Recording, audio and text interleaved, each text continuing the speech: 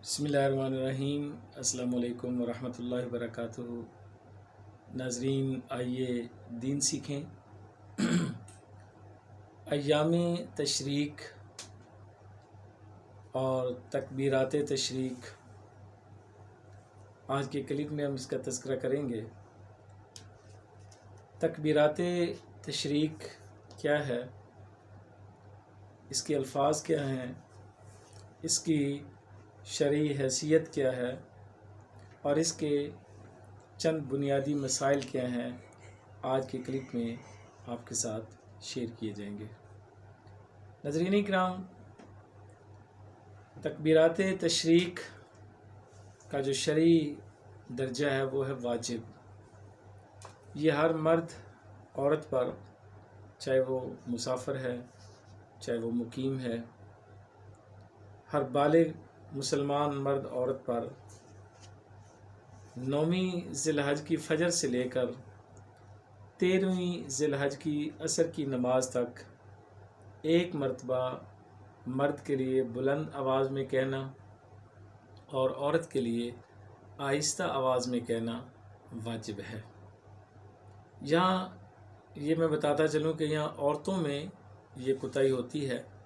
मस्जिदों में तो चलें, जो लोग मस्जिद में जाते हैं वो इमाम के साथ या देखते देखते लोगों को भी साथ साथ ये तकबीरात अदा कर लेते हैं, लेकिन औरतें जो घर में नमाज अदा करती हैं वो ये तकबीरें जो है वो अदा नहीं करती। याद रखिए, इनकी अदायगी न करने से सख्त गुनाह होता है।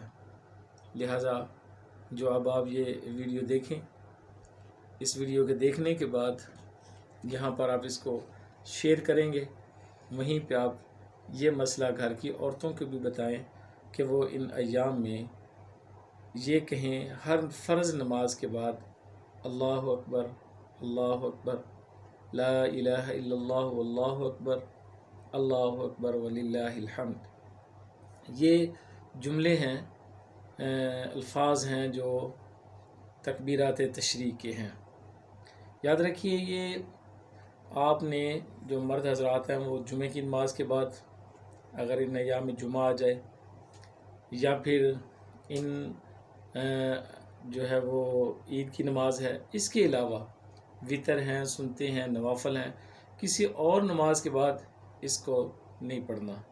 ये सिर्फ़ फ़र्ज़ नमाज़ों के बाद आपने इसको अदा करना है और इसके वक्त में करना है, यानी नमाज के फ़ौरन बाद। ये नहीं कि नमाज गुज़र चुकी है और आप जो है वो इसको पढ़ रहे हैं, तो हाँ कसरत से ज़िक्र करें, ये एक अलग बात है, लेकिन इन तकबीरात की अदायगी जो है वो सिर्फ़ फ़र्ज़ नमाज के बाद आपने अदा करनी है। ताहम इतना मसला ज़रूर ज़हन में रहे कि एक बंदे ने सलाम फेर लिया और उसने अकेले नमाज़ पढ़ी थी और उसे याद नहीं रहा, अब वो उसी हालत में बैठा हुआ है, किसी बंदे से उसने कलाम नहीं किया, अपने चेहरे को किबले से फेरा नहीं है, तो ये बंदा जब ही इसे याद आए फ़ौरन इस तकबीर को जो है वो अदा करे। इसकी तादाद क्या है? उम्मन तो आपने सुना होगा कि 3 है। एक दफ़ा कहना वाजिब है और आप एक दफ़ा ही इसको बुलंद आवाज़ से कहें। अब नाज़रीन, हम देखते हैं कि अगर एक बंदे ने उसकी नमाज कज़ा हो चुकी है, मसलन 9वीं ज़िलहज की ज़ोहर की नमाज उसकी कज़ा हो गई और उसने वो नमाज असर की नमाज के बाद इशा की नमाज के बाद अदा की है, तो या मगरिब के बाद अदा की है, तो ऐसी सूरत में अपनी कज़ा नमाज के बाद जब वो सलाम फेरेगा तो वो तकबीर को बुलंद आवाज़ से अदा करेगा। इसी तरह जो है इसकी तादाद मैंने आपसे शेयर कर दी है, इसका जो दीगर मसाइल हैं वो मैंने आपसे शेयर कर दिए हैं।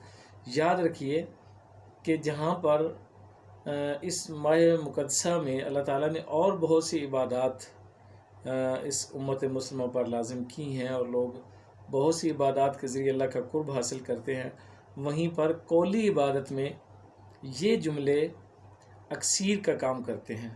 ये यानी कहने का मतलब ये है कि ये इतने अज़मत व फजीलत वाले हैं कि अल्लाह करीम को ये बहुत पसंद है।